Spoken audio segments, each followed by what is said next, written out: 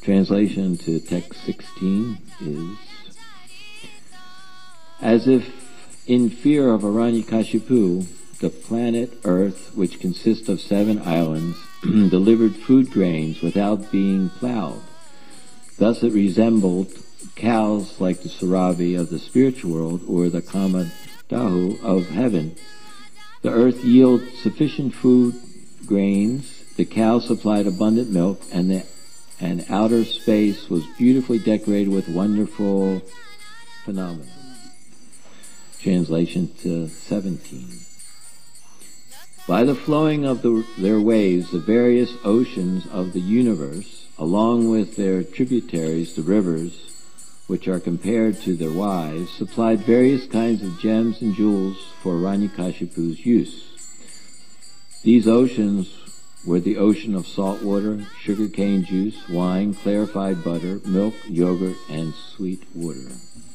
Purport by Srila Prabhupada.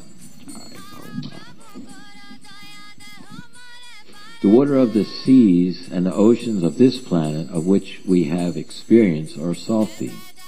But other planets within the universe contain oceans of sugarcane juice, liquor, ghee, milk, and sweet water. The rivers are figuratively described as wives of the oceans and seas because they glide down to the oceans and the seas as they glide down to the oceans and seas as tributaries, like the wives attached to their husbands. Modern science attempts excursions to other planets, but they have no information of how many different types of oceans and seas there are within the universe. According to their experience, the moon is full of dust. But this does not explain how it gives us soothing rays from a distance of millions of miles. As far as we are concerned, we follow the authority of Vyasadeva and Sukadeva Goswami, who have described the universal situation according to the Vedic literature. These authorities differ from modern scientists, who conclude from their imperfect sensual experience that only this planet is inhabited by living beings, whereas other planets are all vacant or full of dust. Om Ajnana Timirandasya Janajana Salakaya Chaksusmilitanyena Tasmai Shri Gurave Namaha Jaitam Surito Pangor Mamamanda Matirgati Matsarvasa Patambo Jo Radha Madina Mohano. So, first of all, I have to thank Sesha for giving me the opportunity to speak today. Actually, my class was yesterday, and Chataratma had that opportunity. So, in this, when I looked at this verse here, there's only a couple points that I'm going to try to make, and then stop on time for questions. It's being presented here in the Srimad Bhagavatam that there's many different types of planets that have living entities, and there's these oceans that are full of yogurt, sugarcane juice, clarified butter, milk and yogurt, sweet water. So basically, that's what the verse is saying, that they all offered these things to Hiranyakashipu, even without being plowed, it said. Earth produced the grains. And in the purport, Prabhupada restated it, these same points, and then he goes into that the science, he compares it to how science is different than that. And then he says, as far as we are concerned, we follow the authority of Vyasadeva and Sukadeva Goswami, and who have described the situation according to Vedic literature. So I thought I'd take a minute and establish that point, because Prabhupada points that out here, that the Vedic literature, Vedic authority, Vedic culture, Prabhupada has given us this information called Aparishaya that explains that there's a difference between the Vedic literature and other information. This Aparishaya is descending information. And the Vedic knowledge was a very basic premise of the Vedic point of view, because Veda means knowledge, and knowledge means knowing matter and spirit and the controller of both. So right from the very beginning, the whole Vedic culture is to establish that the living entities are spiritual. There's a spiritual potency, the Supreme Lord, and there's a material nature.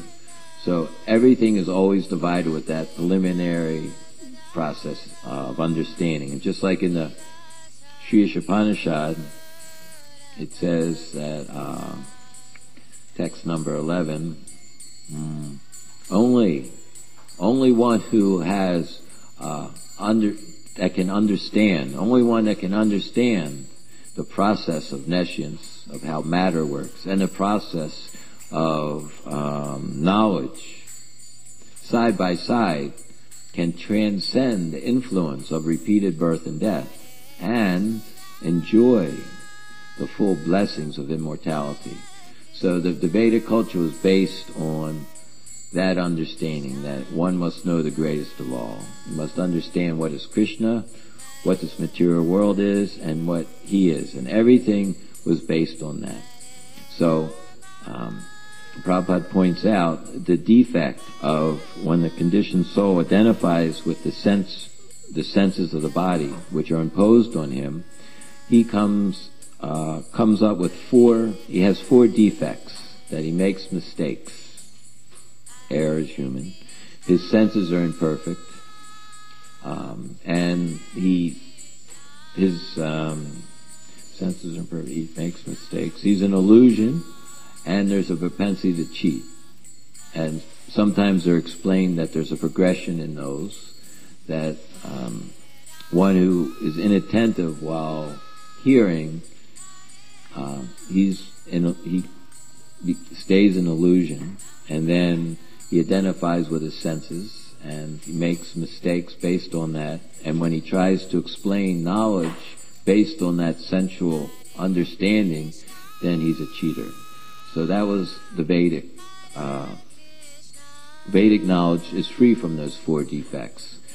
And then there's the representative of the Vedic knowledge, the person who speaks the same thing that the Vedic knowledge is presenting to us, because we're told, if we understand that, it's not a very difficult concept to understand that there's matter and spirit, and the whole culture is based on that. Then one has to hear from the authorities, like Prabhupada says here. As far as we are concerned, we follow the authority of Vyasadeva and Sukadeva Goswami, who have described this universal situation according to Vedic literatures.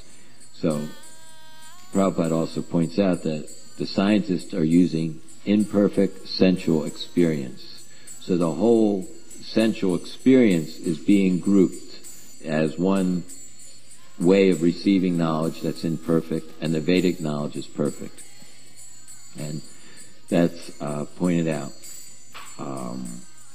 So when one accepts that, then he can understand, okay, what is that person like that has accepted this conclusion and is actually following it? So Srila Prabhupada has us chant these prayers in the morning from Visvanath Chakravarti Thakura, called the Sri Sri Gurvastakam. And in this Gurvastakam, it reestablishes these principles so one can understand the situation. And I'll just read the first one, where it says, the spiritual master is receiving benediction from the ocean of mercy.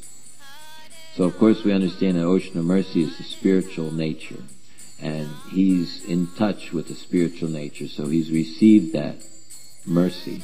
And just as a cloud pours water on a forest fire to extinguish it, so the spiritual master delivers the material afflicted world by extinguishing the blazing fire of material existence. I offer my respectful obeisances unto the lotus feet of such a spiritual master, who is an ocean of auspicious qualities. So here it's establishing that information, the Vedic information, is coming through the spiritual master, and he's distributing it, and it's called mercy. And in this first one, it also says, what is the nature of that mercy? Is that it extinguishes the fire of material existence.